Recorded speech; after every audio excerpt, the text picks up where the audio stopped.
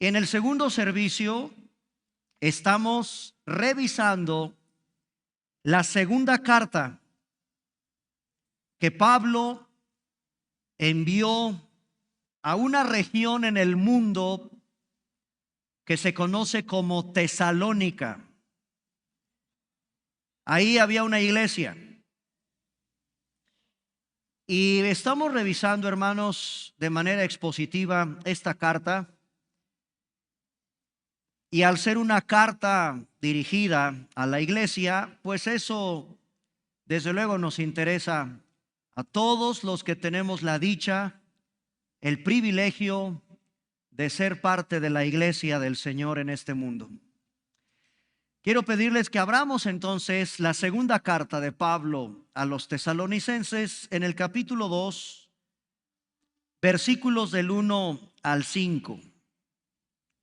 Hoy tengo un tema de esos polémicos, controversiales, porque hay muchas opiniones de muchas diversas fuentes. Y es una rama compleja de predicar y de enseñar la escatología. Pero ni modo, nos tocó esos versículos y no tenemos por qué darle la vuelta a la Biblia y no meternos en problemas. Eso sería lo más fácil para mí. No nos metamos en problemas, porque nunca voy a tratar de convencer a un amilenialista, o no voy a convencer a un preterista, o no voy a convencer a un dispensacionalista, o a los que abrazan la teología del pacto. Espero me hayan entendido. Porque los cristianos somos teólogos. Todos los cristianos debemos de ser teólogos. Eso no nada más es para el pastor o para un alumno de algún seminario. Todos, hermanos, todos sin ninguna excepción, estamos llamados a estudiar, a capacitarnos, a prepararnos, a leer. Y hay una cantidad impresionante de libros, unos con una opinión, otros con otra opinión, otros con otra opinión completamente diferente. Y ahí viene ese debate entre las posturas escatológicas. Bueno, si ustedes son miembros o parte congregantes de Vida Nueva Cuernavaca, debes de pedir la declaración de fe. A la iglesia a la que quieras asistir, te paso un tip. ¿Quieres saber si es una iglesia de sana doctrina? ¿Quieres conocer si en tu iglesia a la que quieres asistir se predica sana doctrina? Pídele al pastor la declaración, las doctrinas de la declaración de la confesión de su fe. ¿Qué predican aquí? ¿En qué creen con respecto a todos los temas bíblicos? Así que, hermanos, la declaración de fe de nuestra iglesia está a su disposición. La confesión de fe de nuestra iglesia está a la disposición de todos los que venimos a Vida Nueva Cuernavaca. Conócela. Y ahí te podrás dar cuenta con qué doctrinas comulgamos, porque creemos que son las bíblicas, las que están apegadas a las escrituras. Y hay que diferenciar, hermanos, entre doctrinas periféricas y doctrinas esenciales. La segunda venida de Cristo es una doctrina esencial. Todos los verdaderos creyentes, cristianos, todos los verdaderos hijos de Dios, creemos como una doctrina esencial y fundamental que Cristo regresará. Los aspectos periféricos de cómo, cuándo, en qué tiempo estamos viviendo, ya son muchos de ellos no esenciales. Hoy vamos a tratar un asunto desde la perspectiva teológica del premilenialismo futurista. Eso es lo que voy a predicar. Pero todos ustedes tienen el derecho a debatir el tema, a confrontarme con el tema. A lo que voy, yo puedo comulgar con el premilenialismo futurista y tú puedes comulgar con el amilenialismo.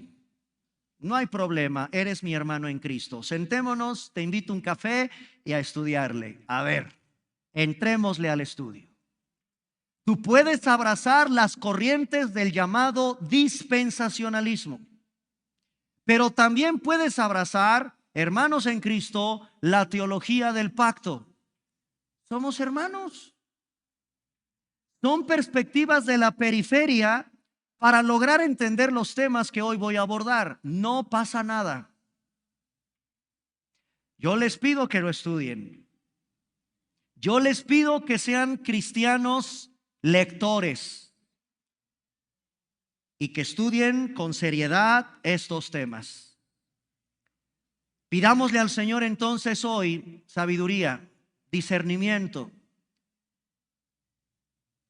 para tratar de entender estos versículos que no son tan sencillos de predicar. Oremos.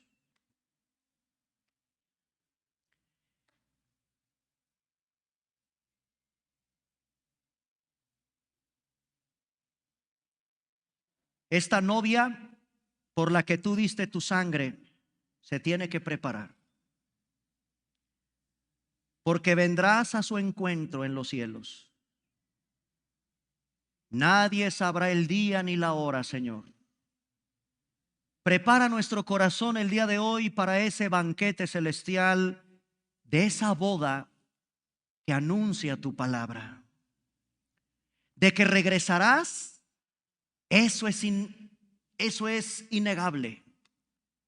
De que tú tendrás nuevamente un encuentro personal, cara a cara con tu pueblo, es una verdad que la iglesia debe predicar.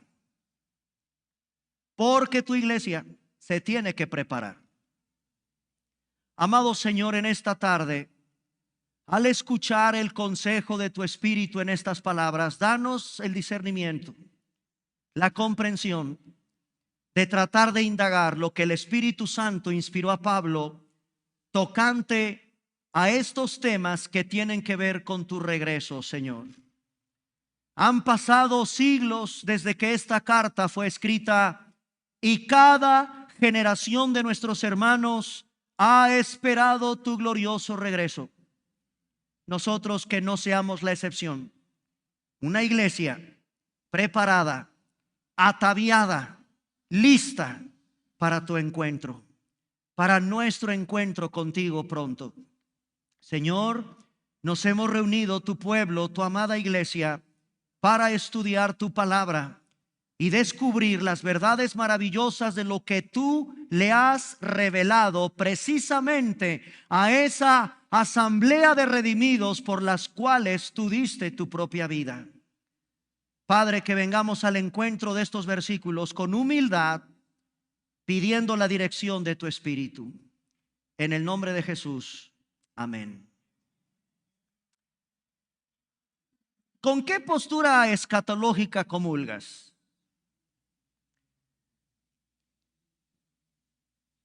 ¿Crees en el rapto de la iglesia? ¿Qué opinas con respecto al milenio? Bueno, ¿y qué opinas con respecto al anticristo? Son temas, hermanos, propios de una de las ramas de la teología más complejas y apasionantes de estudiar, como lo es la escatología. Yo creo, hermanos, con todo mi corazón que se requieren dos cosas para meternos a esos temas. Uno, conocimiento, y dos, humildad. Si tú no tienes esos dos requisitos para estudiar estos temas, pídele al Señor que te haga humilde y pídele al Señor que te ayude a tener el conocimiento correcto con estos temas. Repito, yo como pastor tengo que abrazar una postura, es obvio. No me puedo parar aquí al frente de todos ustedes y decir que no sé. Claro que yo comulgo con una. y te pido que no necesariamente tú comulgues conmigo. Estoy seguro que si tú eres un estudiante asiduo de la escatología, habrá temas con los que no compartirás conmigo, pero no pasa nada. Seguimos siendo hermanos en la fe. La venida del Señor es el tema que Pablo está abordando en la segunda carta que le tiene que enviar a la iglesia de Tesalónica. De repente por ahí se infiltró a la iglesia alguna enseñanza equivocada con respecto al regreso de Cristo. Y en esta tarde vamos a recapitular cuáles son los aspectos, cuál debe ser mi postura, cómo debe ser mi comportamiento ante el regreso del Señor. Eso no es negociable. Cristo regresará pronto y más nos vale que la iglesia estemos listos al encuentro de ese galán novio. Número 1, ¿cómo estar preparado para los últimos tiempos? Hago una recapitulación de lo que estamos revisando en la segunda carta de Tesalonicenses capítulo 2, verso 3. No te dejes engañar. Número 2, segunda de Tesalonicenses capítulo 2, verso 3 al verso 5. No seas olvidadizo. Segunda carta de Tesalonicenses capítulo 2, del 6 al 10. Y ahí es el tema de esta tarde. No seas un ignorante. No seas ignorante. Capítulo 2, versículos del 6 al 10, que son lo que voy a abordar en esta tarde. Después revisaremos el capítulo 2, versículos del 10 al 12. No seas un incrédulo con ese tema. No seamos incrédulos con el tema del regreso del Señor. Capítulo 2, versículos del 13 al 14. El Espíritu Santo nos pide a través de la pluma del apóstol Pablo no ser inseguros. Y finalmente, la segunda carta de Pablo a Tesalonicenses capítulo 2, del 15 al 17, no seamos débiles en este tema. En cuanto a que estemos conscientes de que Cristo regresa, no seamos débiles. Vean entonces, hermanos, toda la riqueza de enseñanza que hay ante una doctrina esencial. Cristo va a regresar pronto. Muy pronto. No ser olvidadizos. Ya lo vimos. Pablo ya había tenido la oportunidad de enseñar acerca de la venida del Señor. Este es un tema importante. Pablo sabe la importancia de que la iglesia conozca acerca del regreso de Cristo. Segunda de Tesalonicenses capítulo 2, versículo 3 en adelante. Nadie os engañe en ninguna manera. Y a continuación, Pablo escoge dos cosas para que la iglesia tenga la tranquilidad y tenga el discernimiento de qué es lo que debe de pasar antes de que Cristo regrese. El Espíritu Santo le pone a Pablo, el Espíritu Santo escoge en la pluma de Pablo la apostasía. Y dos, la aparición de un hijo de perdición. Y esto es interesante, hermanos, porque desde el Antiguo Testamento ya el Señor había dado señales de su regreso desde hace siglos. Hay un profeta apocalíptico muy interesante de estudiar en el Antiguo Testamento llamado Joel. Encontremos el profeta Joel, por favor, en el Antiguo Testamento. Y vamos al capítulo 2 de Joel, capítulo 2, versículo 31. Estas señales de Joel, que cuando vimos la serie La Biblia libro por libro, ya estudiamos cómo desde hace siglos, el Señor había dado señales a su pueblo de ese día Y hermanos, en verdad, es un día espantoso, terrible, un día de juicio, el día del Señor. Joel es un profeta apocalíptico del Antiguo Testamento y en el capítulo 2, verso 31, el Espíritu Santo coloca estas señales. El sol se convertirá en tinieblas, la luna en sangre. Antes, vean, antes de que venga el día grande, espantoso de Jehová. El mismo profeta, capítulo 3, versículo 14, muchos pueblos, otra señal, muchos pueblos en el valle de la decisión. ¿Por qué? Cuando vean esos pueblos rodeando el valle del Megido, o el valle de Josafat, o el valle de la decisión, son los mismos términos de ese valle. Cercano está el día de Jehová en el valle de la decisión. Ahí hay otra señal. Ejércitos, naciones rodeando ese valle. El sol, la luna, dice el profeta Joel. En el mismo capítulo 3 de Joel, versículo 14, muchos pueblos en ese valle de la decisión, cercano al día de Jehová.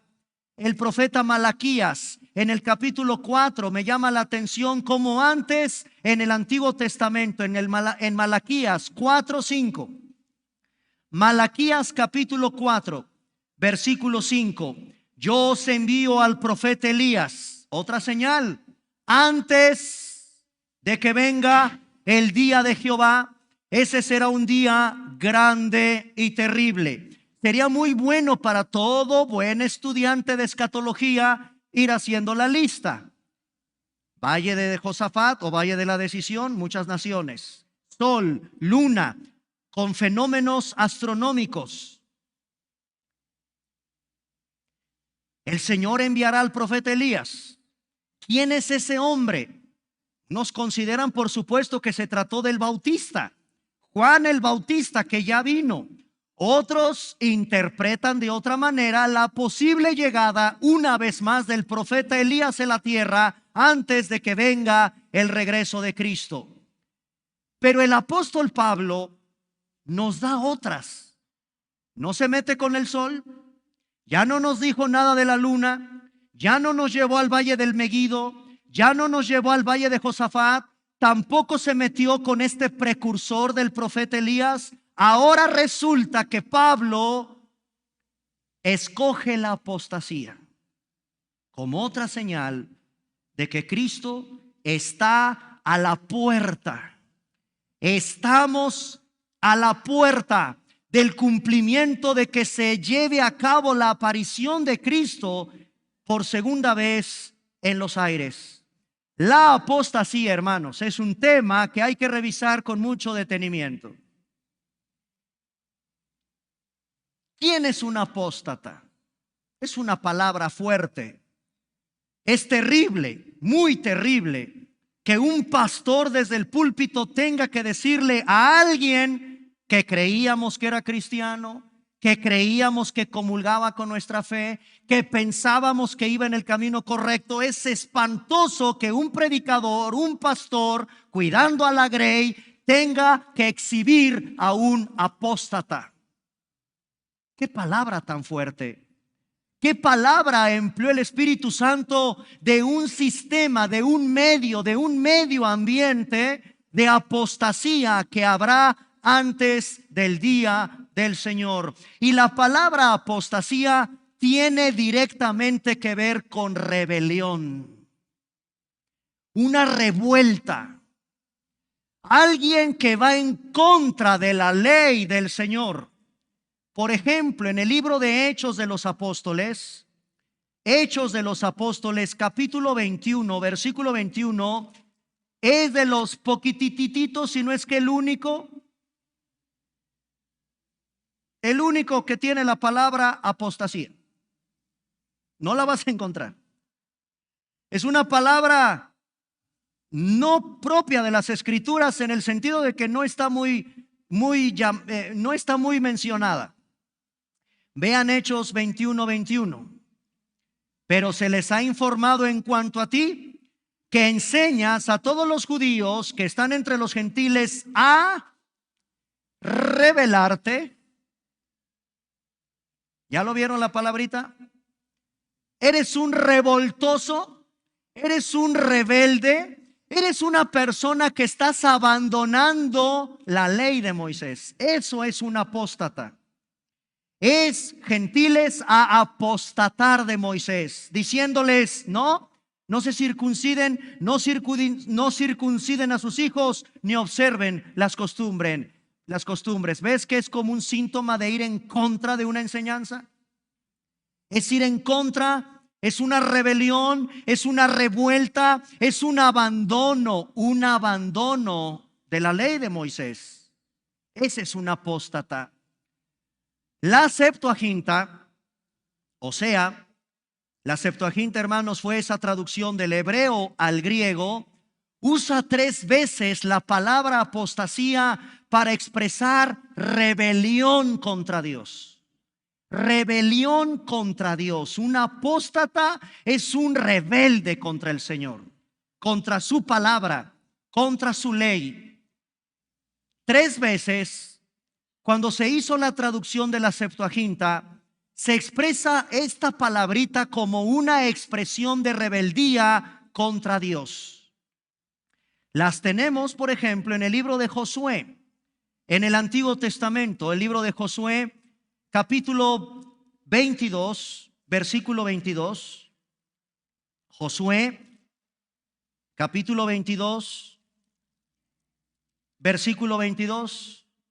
Jehová, Dios de los dioses, Jehová, Dios de los dioses, Él sabe y hace saber a Israel. Y ahí está esta palabrita. Si fue por rebelión, apóstata, alguien rebelde que va en contra del Señor, o por prevaricación, y es contra Dios, eso es gravísimo, contra Jehová, no los salves hoy. Esto era grave, es grave, es terrible. La rebeldía, la rebelión contra el Señor, contra su palabra, contra sus mandamientos. No solo en el libro de Josué, resulta, hermanos, que también en el libro segundo de las Crónicas, capítulo 29, voy a traerlos con varios pasajes, por eso es importante traer Biblia o anotar. Segunda de Crónicas, capítulo 29. Versículo 19. Asimismo, dice Segunda de Crónicas 29, 19, hemos preparado y santificado todos los utensilios que, y aquí hay otra palabrita, infidelidad. El apóstata es un infiel. La infidelidad que había desechado el rey Acaz cuando reinaba, y aquí están delante del altar de Jehová. En este pasaje de Segunda de Crónicas 29, 19, lo identifica como un infiel. La infidelidad. El profeta de las lágrimas, Jeremías, en el capítulo 2, versículo 19. Jeremías, capítulo 2, versículo 19. Dice la palabra del Señor de esta manera, Jeremías 2:19, tu maldad te castigará y tus rebeldías, ese es el apóstata, te condenarán. Sabe pues y ve cuán malo y amargo es el haber dejado tú a Jehová tu Dios y faltar mi temor en ti, dice el Señor Jehová de los ejércitos. En verdad, hermanos, este versículo 19, guárdalo siempre en tu corazón. La maldad, la rebeldía, y ahí estábamos antes, todos los que estábamos en Cristo, amargados, llenos de maldad. Ve cuán malo, dice el Señor, cuán amargado, cuán amargo. Es una sensación espantosa el estar alejado del Señor nuestro Dios. Es el abandono deliberado de tu posición religiosa que tenías. Esa es otra manera de explicar quién es un apóstata. El abandono deliberado de tu posición que tenías como creyente. ¿Habrá personas así? ¿Habrá iglesias así? Iba en aumento. Aunque debo reconocer que siempre ha habido apóstatas. Pero la profecía dice claramente algo impresionante. De acuerdo a 2 de Timoteo 3, acompáñenme a 2 de Timoteo 3, del 1 al 5. Segunda carta de Pablo a Timoteo, capítulo 3, versículo 1 al 5. Le dice Pablo a Timoteo, también debes saber esto. Y aquí, hermanos, aquí sí, esto es para nosotros. Hoy es 8 de diciembre del año 2024, siendo la 1 de la tarde con 17 minutos, estamos colocados dentro de la cronología bíblica en esto que la Biblia le llama los postreros días. ¿Y qué vamos a vivir en esta generación? Somos tú y yo. Mira, si tus tatarabuelos ya murieron, fue su generación de ellos.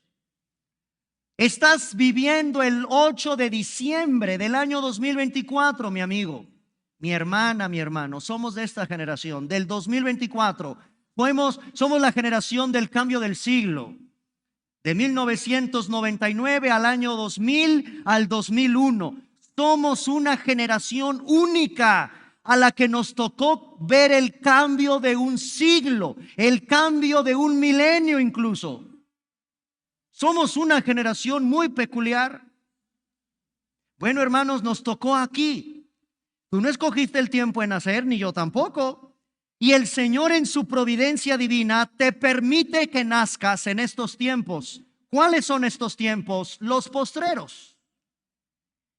Vendrán, dice el Señor, tiempos peligrosos.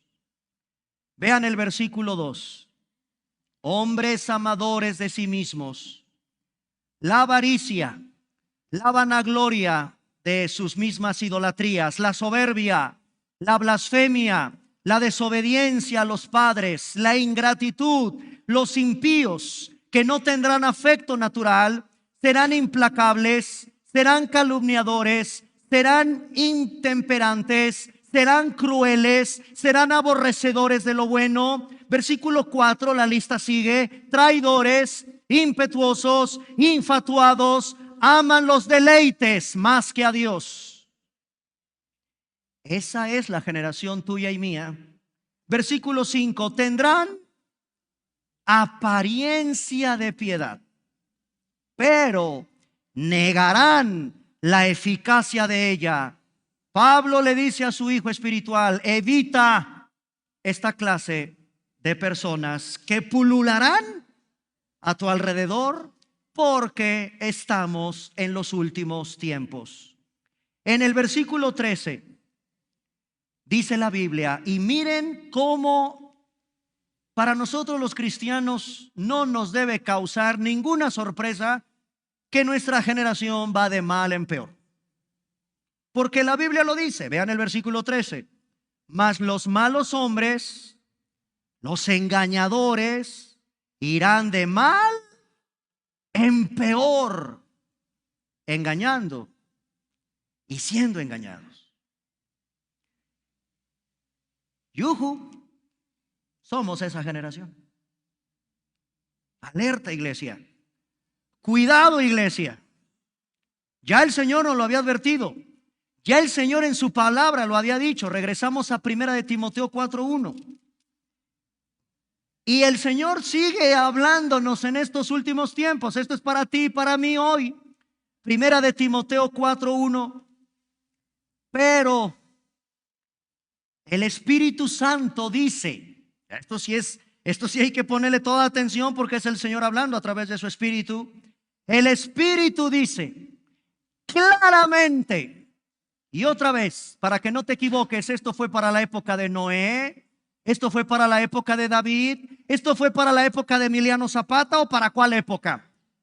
En los postreros tiempos, bíblicamente es esta es esta tu generación y la mía. En los postreros tiempos, algunos, y ahí está, apostatarán de la fe. Y miren cómo la Biblia le pone la lupa, nos revela luz de lo que hay detrás de esa apostasía. Espíritus engañadores. Pero no solo espíritus, doctrinas de demonios. Esa es el ambiente de tu generación y la mía hoy. Cuidado. Como nunca antes, estas cartas pastorales deben estar en la iglesia predicándose. Iglesia, no te olvides que el Espíritu Santo no es la teología paulina. Es el Espíritu Santo el que nos está advirtiendo al pueblo del Señor. En estos postreros tiempos van a apostatar de la fe. Y qué doloroso es dar nombre y apellido de hermanos que estaban con nosotros. ¿Qué les pasó? Ve lo que dice la Biblia. Escucharon espíritus engañadores y se dejaron engatusar con doctrinas de demonios. Con razón, desde el profeta Oseas capítulo 4 versículo 6, mi pueblo pereció. Mi pueblo pereció porque no tuvo conocimiento.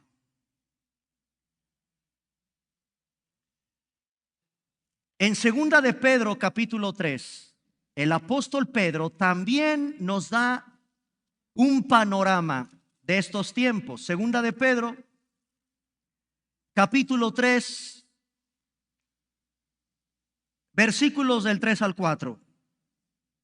Nuestro querido apóstol Pedro, segunda de Pedro 3, verso 3. Sabiendo primero esto. Y vean el Señor la precisión en su cronología. Sí, hermanos, Dios tiene un calendario. Dios tiene perfectamente en qué tiempo, en qué época, qué etapa, en dónde estamos parados hoy, porque esto me corresponde a mí. Bueno, dice segunda de Pedro 3:3, sabiendo primero esto, en los postreros días. Y en cuanto tú escuchas esa frase, eso es para mí. Para el 8 de diciembre del año 2024, vendrán burladores, según andando sus propias concupiscencias. Y miren lo que estos burladores te van a confrontar. Versículo 4. ¿Dónde está la promesa de su regreso? ¿Dónde está la promesa de su advenimiento? Mira que desde el día en que nuestros padres ya murieron, ahí hay un eufemismo, figuras retóricas. Durmieron, no se está refiriendo al sueño de dormir, está refiriendo a que ya partieron. Todas esas cosas permanecen así como desde el principio de la creación. Burladores, yo hermanos me he encontrado con ellos. Burladores que andan según sus propias concupiscencias. ¿Dónde está la promesa de su advenimiento? Eso tienen diciéndolo desde hace siglos. Sí, tienen razón, desde hace siglos. Claro, desde hace siglos se ha predicado del regreso de Cristo. Hemos llegado al 8 de diciembre del 2024 y Cristo no ha regresado. La misma Biblia explica por qué. Claro, la misma Biblia te explica por qué. En Judas, a mí cómo me impacta Judas. No el Iscariote que ahorita voy a hablar de él. Este es otro Judas que por ahí del 28 de noviembre le hacen un pachangón. Pero en serio, pachangón. Dicen que este es el intercesor o el santo de las causas difíciles. Lo representan con la vela en su cabeza del Pentecostés cuando el Espíritu Santo descendió y con un garrote. Así murió, a garrotazos. Y este apóstol de Cristo, que no es Judas Iscariote, este es otro Judas, es un discípulo del Señor. Le inspiró el Espíritu Santo una de las cartas más pequeñitas. Vean, tan solo 25 versículos. Vienen esos debates. Pónganse a estudiar, hermanos, por favor, escatología. Pónganse a leer dispensacionalismo. teología del pacto, preterismo, amilenialismo, premilenialismo futurista, porque si no, no me vas a entender. Yo, pastor de Vida Nueva Cuernavaca, respetuosamente, humildemente, comulgo con la corriente del premilenialismo futurista, que enseña que aquí hay una persona. Pablo identifica como señal, escogiendo el Espíritu Santo, la apostasía y un personaje. Este personaje es un hombre sin ley, es un apóstata. Este personaje es un hombre de pecado. Este personaje es un hombre sin ley. Para quienes comulgamos con el premilenialismo futurista, creemos que se trata del anticristo. ¿Y en qué nos basamos? Entre otros pasajes, hermanos, nos basamos, por ejemplo, como lo identifica Juan, Primera de Juan, capítulo 3, versículo 4. Primera de Juan, capítulo 3, versículo 4. Un hombre sin ley. ¿Ok? Y el apóstol Juan, vean en Primera de Juan, capítulo 3, versículo 4, dice: todo aquel que comete pecado infringe también la ley, pues el pecado es infracción de la ley. Hay un personaje que va a representar en cuerpo visible esta infracción de ley. Es el hombre de pecado, un pecador en desafío constante contra la ley de Dios. La Biblia también le llama hijo de perdición. Y este es un término hebraico, hijo de perdición, para indicar la asociación cercana que tiene, porque tal es el padre, tal es el hijo, y este es un hijo del diablo. Este es un hijo de Satanás personificado. Tal como es la naturaleza de su padre, este hijo de perdición lleva la naturaleza de su padre, llevado a la perdición del infierno, porque la Biblia lo identifica como un anticristo. Repito, para quienes comulgamos con esta corriente de interpretación escatológica. En verdad, mi oración, hermanos, es despertar en ustedes el interés por buscar otras opiniones, porque son muy interesantes y son válidas. Puedes tú estar de acuerdo conmigo o no, pero este para mí es un individuo. Solo en la Biblia hay una persona que conocemos todos que se parece a él.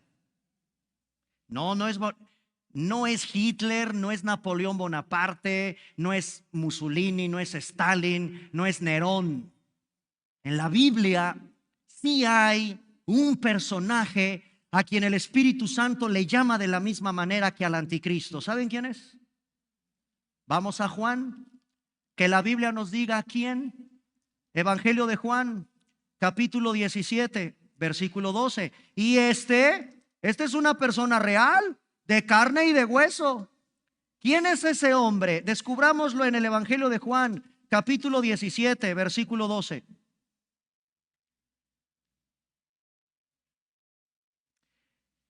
Aquí Cristo está orando. ¿Sabían que aquí Cristo está orando por ti? ¿Cómo? Pero sin...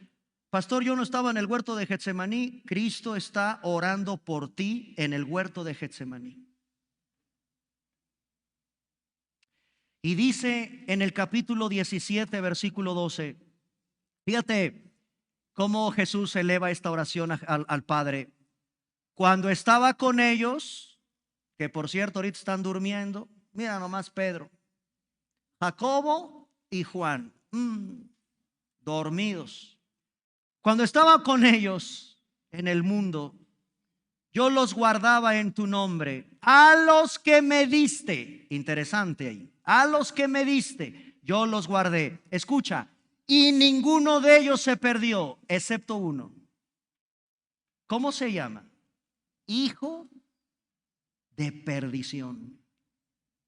Pero para que se cumpliera la escritura, pregunto, ¿quién es ese hijo de perdición? Judas. ¿Ven cómo la Biblia le llama de la misma manera como el anticristo?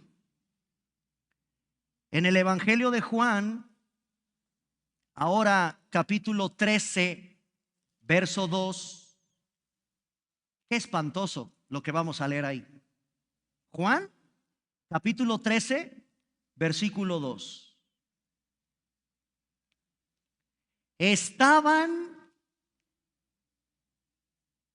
cenando en el triclinio. ¿Qué es el triclinio? Es un pequeñito mueble a donde hay que recostarse para celebrar Pascua.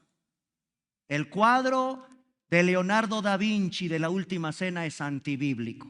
Así no era. Era al ras del piso, pies para afuera, codo recargado, triclinio se llama. ¿Ok? Ahí están Jesús y los 12, incluyendo ese hijo del diablo. Ahí. De hecho, remojó porque estaba cerquita del maestro. Es otra cosa curiosa. No estaba allá en la orilla, alejado del grupo de los 12. No, Judas está tan cerca de su maestro que también, aquí hermanos, yo he explicado la Pascua, se pone un plato, se ponen las hierbas amargas, se ponen las hierbas dulces y hay que remojar en el plato la hierba para comer, Pascua, ¿ok? Judas en el mismo plato remoja el pan, remoja la hierba y se la come en el mismo plato de su maestro. Es decir, lo tiene a centímetros. Dice Juan capítulo 13 versículo 2, sabiendo Jesús, estaban cenando, versículo 2, como el diablo.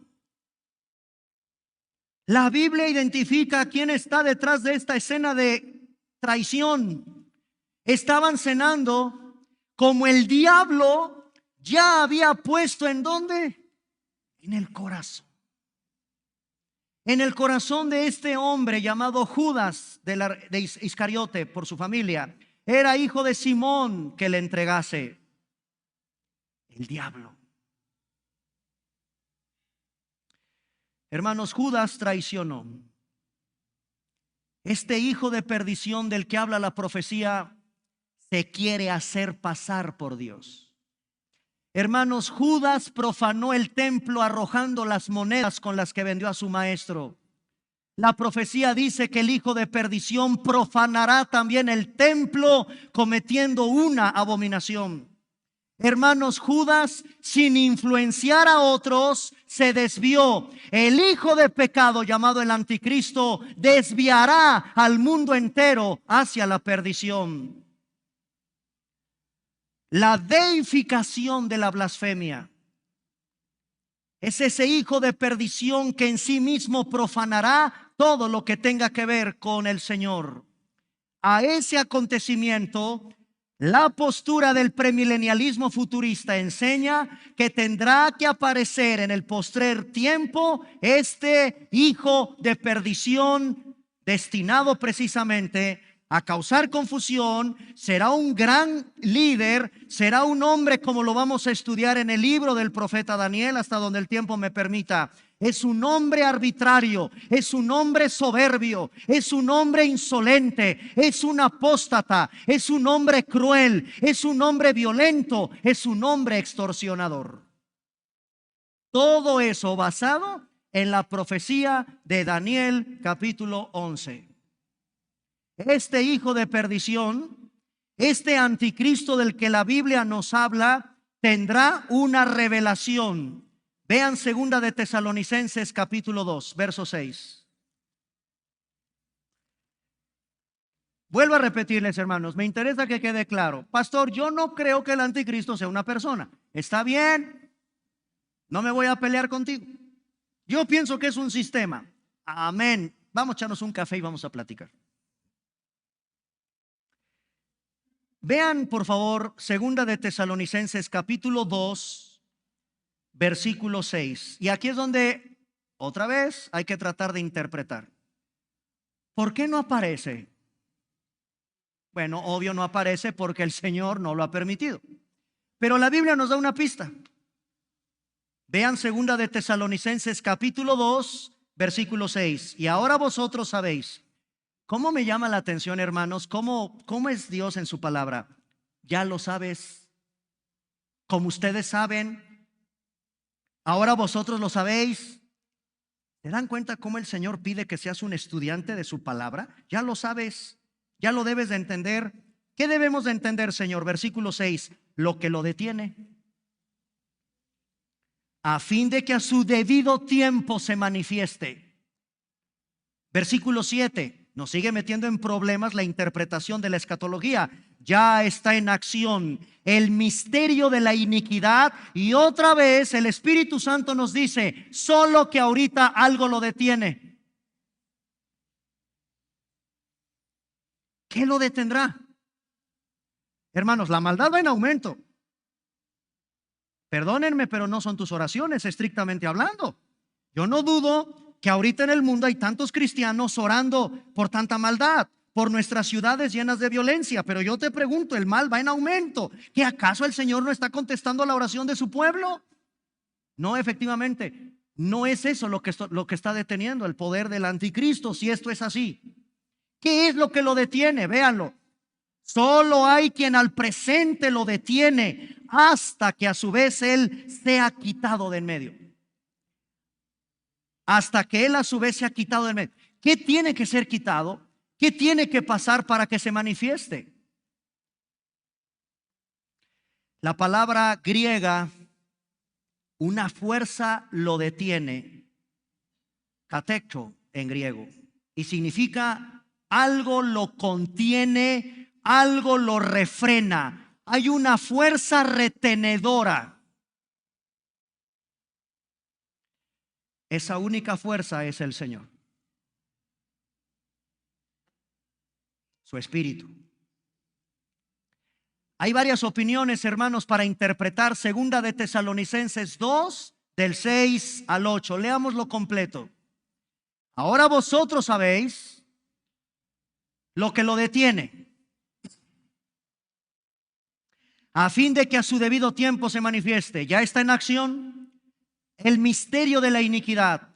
Otra vez, solo que hay quien al presente lo detiene, hasta que él a su vez se ha quitado de en medio. Versículo 8, y entonces se manifestará. Y aquí hay otro título, ya lo vieron, de ese hijo de perdición, inicuo.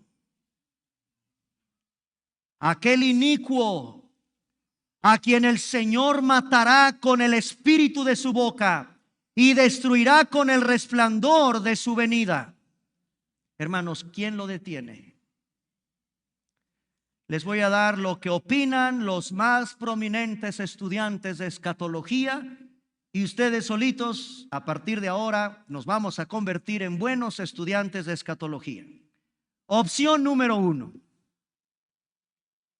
la predicación del evangelio. Opción número 2, la nación de Israel. Opción número 3, la influencia de la iglesia. Opción número 4, el gobierno humano. Opción número 5, el arcángel Miguel. Fuera de estas ya no hay más. ¿Qué lo detiene? Hermanos, el mundo va de mal en peor. Solo nos queda una opción: el poder de Dios.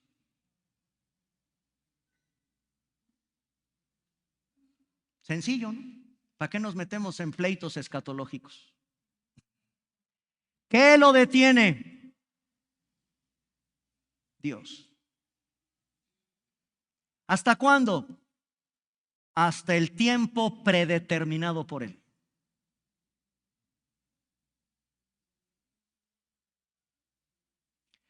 Yo no creo que sea el arcángel Miguel, sinceramente, a menos que ustedes me demuestren con más pasaje bíblico que en los aires ese comandante en jefe de las tropas angelicales está encomendando que no aparezca y no surja, y hay una lucha de este poderoso ser angelical en contra de este espíritu de anticristo. Yo no pienso eso porque la Biblia no me permite ir para ahí. Tampoco pienso que sea la nación de Israel, porque la nación de Israel como tal está ahorita en una apostasía brutal. La predicación del evangelio sería muy interesante de echarnos un buen café. Hermanos, ¿se dan cuenta lo que el Señor revelará en su palabra si es que gracias a la predicación del evangelio, y perdónenme, la iglesia con todo y sus defectos sigue siendo en la tierra el único organismo que Dios escoge para la predicación de su evangelio? Otros han considerado desde luego los gobiernos, el gobierno humano. En fin, yo pienso, hermanos, con toda claridad que se trata del mismo poder de Dios. Y este personaje, este hombre de pecado, aparecerá hasta el tiempo predeterminado por Dios.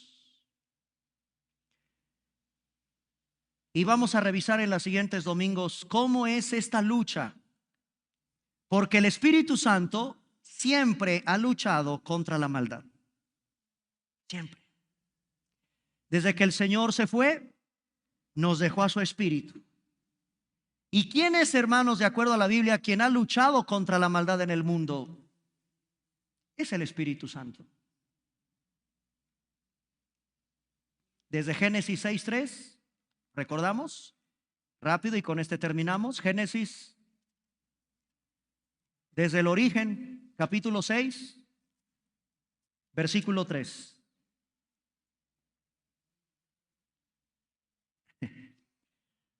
Ay, aquí aquí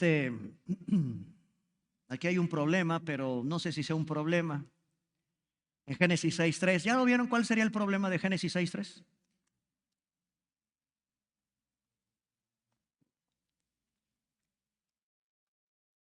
¿Qué dice Génesis 6:3? Dijo Jehová: no contenderá mi espíritu con el hombre para siempre, porque ciertamente él es carne y de un plumazo. ¿Saben cuánto vivió Matusalén? Matusalén vivió 969 años y de un plumazo, Génesis 6:3, el Señor eliminó cientos de años de nuestra existencia. 120. ¿Cuántos años nos quitó? Matusalén vivió 969 años. ¿Cuántos años le quitó? Todo eso el Señor los eliminó por la maldad del ser humano. Ahora, de los 120, la redujo más. ¿A cuánto? 70, 80 años. No quiero balconarte con la edad, pero ponte a cuentas con el Señor. Salmo 90. Le quitó más edad al hombre por la maldad. En fin, vamos a dejar hasta aquí nuestro estudio porque poco a poco los voy a ir llevando a este personaje. Si es que comulgas con la corriente del premilenialismo futurista. ¿Puedes tener otra opinión? Se vale. La revisamos. ¿Ok? Pónganse de pie, iglesia. Vamos a orar.